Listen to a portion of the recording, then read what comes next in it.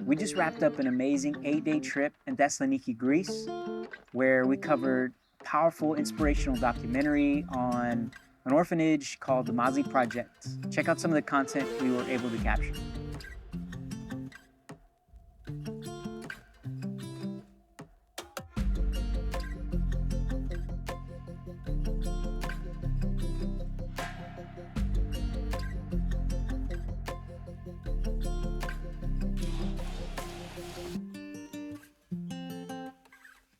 We learned so many lessons, created so many memories, and captured some incredible content.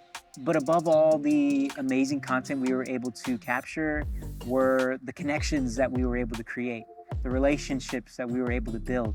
It's easy to get caught up in the work and filming and photography, but above all of that is the people and the places that you go and the people that you spend time with.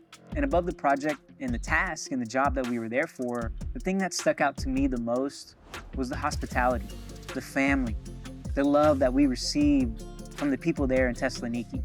We created beautiful bonds and made some amazing memories, took some banger photos, and from what I feel like, we captured the heart of the Mazi Project, which is an orphanage in Thessaloniki, Greece.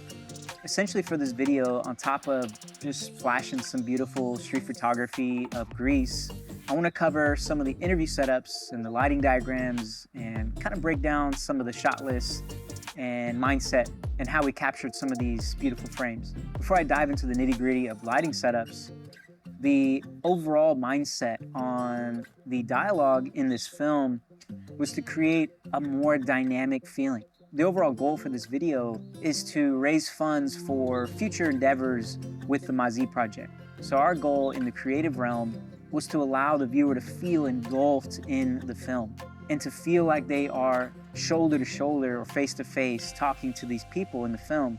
So that came with the idea of having different locations of dialogue. Obviously, we captured our traditional sit-down interview, and for this film, there were two main characters. So not only capturing their sit-down interviews, but having them kind of repeat some of the things that they said in their sit-down interview, but in a more dynamic situation, whether that was a walk and talk or in the car or sitting seaside or at a lunch table with their team. We wanted to provoke a feeling of being right there in the moment for the viewer. And this also maintains interest throughout the film. And for a little deep dive into our pre-production, before we ever hit record on our cameras, we captured pre-interviews. So that's getting on a call with the people that are going to be interviewed and literally do an interview. Ask them questions that you would be asking them in front of the camera. And above all, building a relationship and getting to know these people so that there's a connection between you two instead of showing up, especially for a large project like this, on the day of the interview and barely getting to know them. Hey, what's your name? Those questions should be answered long before you ever hit record on your camera.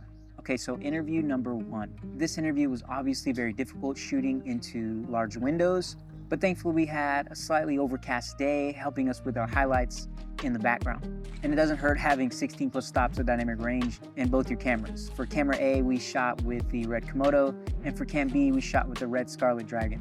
For lens choices of the entire project, we rented out the Laowa Nanomorphs. And for our main key, we set up a simple book light. We shot an aperture 600D into a white bounce material and allowed it to come back through a 2-stop silk, giving us a beautiful soft image. That large source allowed us to correctly expose for our windows. Because remember, anytime you're shooting into windows, the first order of operations is to dial in your exposure in your camera for those windows. And typically that leaves the exposure indoors pretty down and low in exposure. A big tip when shooting into windows is make sure that you have a variable ND filter on your lens. That variable ND will focus on the highlights, bringing them down and allowing for a more balanced image. So when shooting into windows, start by exposing for those windows and use an ND filter to give you a little boost in bringing down those highlights. The other light that we had overhead was our Amaran F22, boomed out, and that just allowed us a nice top-down separation from our subject in the background. And the last light that we used is our patented spotlight. This one was mainly just to bring up the exposure on the bookshelf that you see on the left. And we used an Amaran 300C with a Godox spotlight attachment.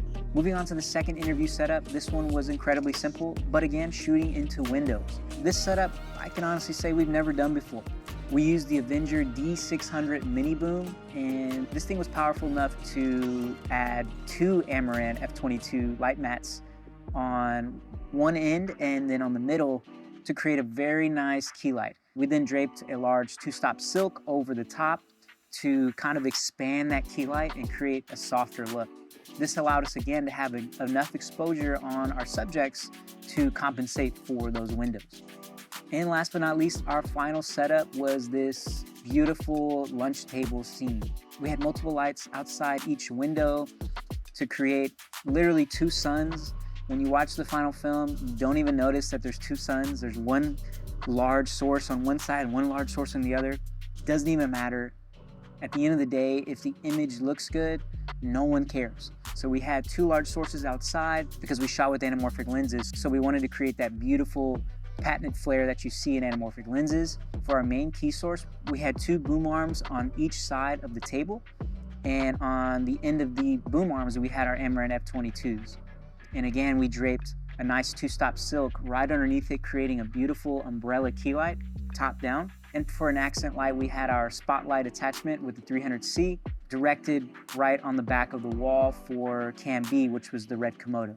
That's it for the setups. This was a fun project. Wanted to toss this out there for you guys to see all the work we were able to do out there in Thessaloniki, Greece. We were beyond honored to be on this project, and we want to just share a little piece of what we experienced to you guys.